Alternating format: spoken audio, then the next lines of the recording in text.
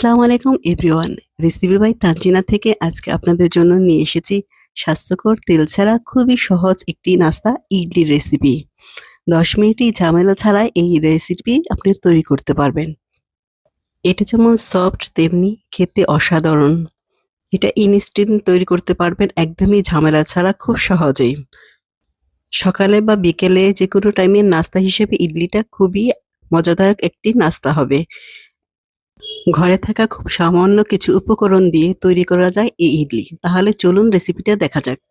আমি একটি পাত্রে ১ কাপ সুজি নিয়ে নেব। তার সাথে নিয়ে নেব ১/২ কাপ টক দই। দিয়ে দেব সামান্য পরিমাণে লবণ। এরপরে সবগুলো উপকরণ আমি ভালো করে মিশিয়ে নেব। আমার এখানে কিছু পরিমাণে পানি লাগবে। আমি ১/২ কাপ পানি দেব। তবে একবারে পানিটা দেব না। আমি ২ বারে পানিটা দিয়ে ভালো করে মিশিয়ে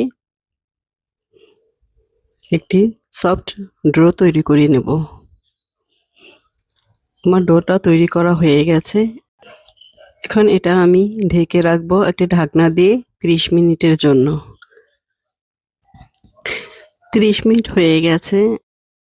আমি এখানে কিছু সবজি দিয়ে দেব।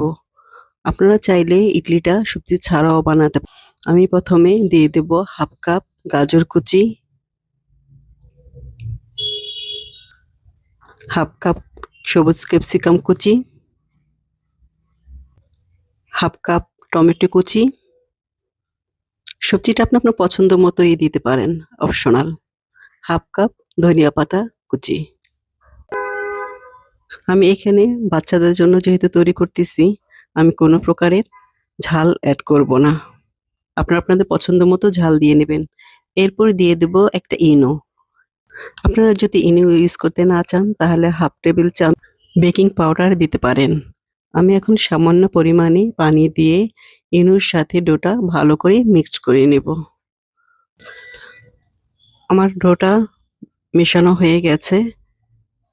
এখন আমি ইডলি বানানোর জন্য আমি ছোট ছোট ৩টা বাটি নিয়ে নিয়েছি।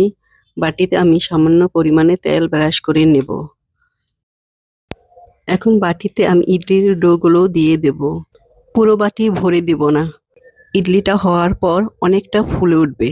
তাই আমি হাফ বাটির চেয়ে একটু বেশি দেব। এখন আমি রাইস কুকারে স্টিম করে নেব। আমি সবগুলো বাটি রাইস কুকার স্ট্যান্ডে এক এক করে দিয়ে দেব।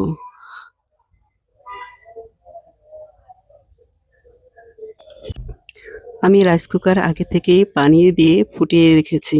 ঠান্ডা পানিতে কখনোই দিবেন না। এভাবে পানি ফুটিয়ে আসলে তারপর ইডলিটা দিবেন।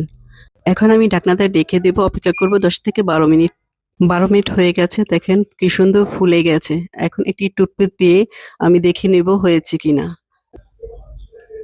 ইডলিটা হয়ে গেছে, আমি নামিয়ে নেব। ঠান্ডা হওয়ার পরে ছোট্ট একটি চামিচ দিয়ে আমি সবগুলো ইডলি উঠিয়ে নেব। দেখেন কি সুন্দর হয়েছে এন্ড সফট, দেখতেও যেমন সুন্দর, এটা খেতেও তেমন অসাধারণ। আশা করি রেসিপিটি ভালো লেগেছে। যদি ভালো লেগে থাকে কমেন্ট করে জানাবেন। এটা আপনি সকালে বিকেলে যেকোনো টাইমে নাস্তার জন্য তৈরি করতে পারেন বা হঠাৎ করে কোনো মেহমান আসলে তার জন্য তৈরি করে দিতে পারেন। যদি ভালো লেগে থাকে আমার এই রেসিপিটা লাইক দিবেন, কমেন্ট করবেন, শেয়ার করবেন এবং সাবস্ক্রাইব করে পাশে থাকবেন। আল্লাহ হাফেজ।